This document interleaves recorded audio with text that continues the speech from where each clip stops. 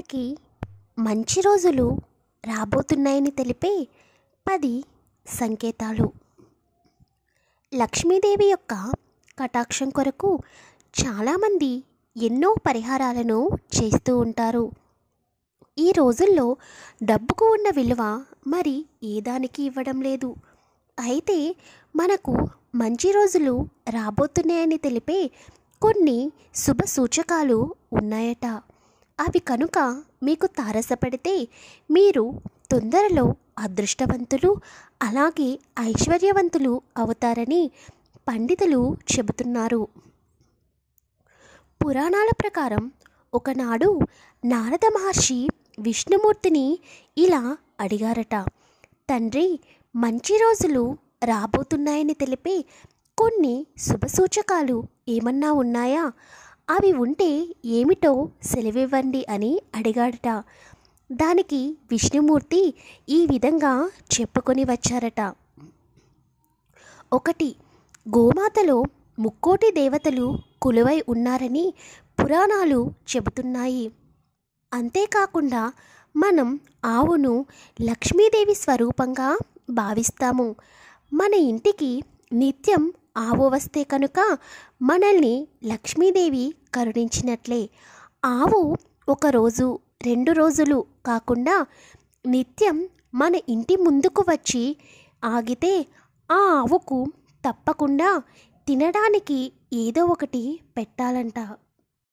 అలా పెట్టడం వల్ల ఆవు యొక్క దీవెనలు మనపై కలిగి లక్ష్మీదేవి కరుణిస్తుందని పండితులు చెబుతున్నారు. ఆవుకు ఆహారంతో పాటు మంచినీటిని కూడా పెట్టాలి. అలా ఆవు సంతృప్తిగా తిని మనల్ని కనుక ఆశీర్వదిస్తే మనకి ఉన్న ఆర్థిక సమస్యలు తొలగిపోయి ఇంటిలోకి లక్ష్మీదేవి అడుగుపెడుతుంది. 2. ఏదైనా పక్షి కనుక మన ఇంటి ఆవరణలో గూడు కట్టుకుని పిల్లల్ని పెడితే కనుక ఆ పక్షికి కూడా మనం ఆహారాన్ని ఇస్తూ ఉండాలి. అలా ఇవ్వడం వల్ల ఇంటిలో ఉన్న ఆర్థిక సమస్యలు అనేవి తొలగిపోతాయట. కానీ పావురం కనుక ఇంట్లో గూడు పెడితే ఆ గూడు అనేది ఉండనివ్వకూడదు. అది చెడుని సూచిస్తుంది. పావురం గూడు ఇంటిలో ఉండడం వలన అనారోగ్య సమస్యలు కూడా వస్తాయి. కనుక పావురం గూడు ఇంటిలో కనిపించగానే దానిని తీసివేయాలి. 3. సాధారణంగా ఇంటిలో బల్లులు తిరుగుతూ ఉంటాయి. అయితే వంటగదిలో లేదా పూజా మందిరంలో 3 బల్లులు కలిపి ఒకే చోట మనకు కనిపించినట్లయితే లక్ష్మీదేవి త్వరలో మన ఇంటికి రాబోతున్నదని సంకేతం. 4. చాలామంది భగవంతుడిని ప్రార్థిస్తున్నప్పుడు భగవంతుడి యొక్క ఆశీస్సులు మనపై ఉంటే బాగుండును అని అనిపిస్తుంది. అలాగే మనం భగవంతుడికి పువ్వులను సమర్పిస్తున్నప్పుడు ఆ పువ్వు కనుక కింద పడితే బాగుండును అని అనిపిస్తుంది. అలా మనం పూజ చేసేటుకునేటప్పుడు పూజా మందిరంలో ఉన్న పటాలపై నుండి పువ్వు కనుక పడితే మనపై దేవుడి యొక్క కరుణ ఉందని అర్థం. త్వరలో లక్ష్మీదేవి కటాక్షం కలగబోతున్నదని అర్థం. 5. మనకి కనుక తెల్లవారుజామున బ్రహ్మ ముహూర్తములో మెలకువ వచ్చిన వెంటనే మనకు తెలియకుండానే నారాయణ మంత్రాన్ని అనగా ఓం నమో నారాయణాయ అనే మంత్రాన్ని పఠిస్తే త్వరలో లక్ష్మీదేవి కటాక్షం కలుగుతుందని అర్థం. 6. కొన్ని కళలు మంచిని సూచిస్తే మరికొన్ని కళలు చెడుకు సంకేతాలుగా భావిస్తాము. అయితే బల్లి, నక్షత్రం, గులాబీ, శంఖం, ఏనుగు, ముంగీస ఇవి కళలోకి వచ్చినా కూడా మనకి మంచి రోజులు రాబోతున్నాయని సంకేతం. 7.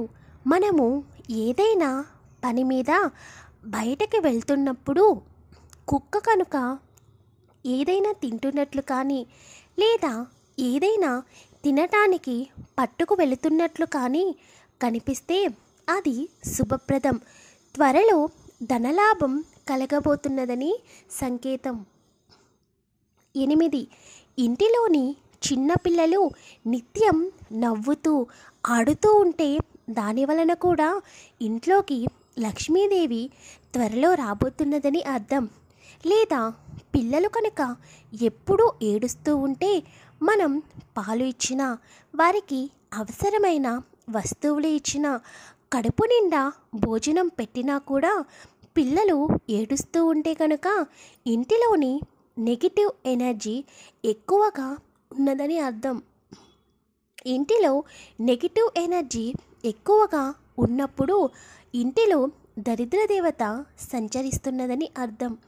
ఇంటిలో నుండి దరిద్ర దేవత వెళ్ళిపోయి లక్ష్మీదేవి కటాక్షం కలగాలి అంటే కొన్ని పరిహారాలను తప్పకుండా పాటించాలి. వాటి గురించి ఈ ఛానల్లో చాలా వీడియోస్ చేయడం జరిగింది. 9.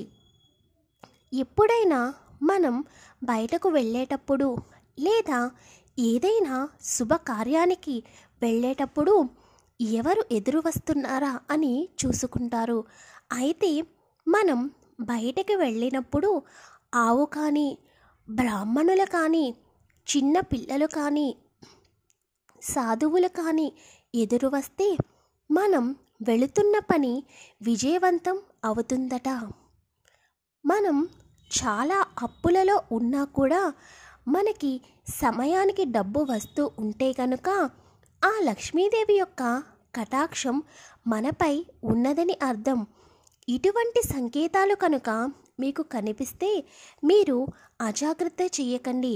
లక్ష్మీదేవికి దీపారాధన చేసి నైవేద్యం సమర్పించి లక్ష్మీదేవి అష్టోత్తర శతనామావళి కానీ, లక్ష్మీదేవి స్తోత్రం కానీ పఠించాలి. ఇలా చేయడం వల్ల లక్ష్మీదేవి యొక్క కటాక్షం త్వరగా మనపై కలుగుతుంది.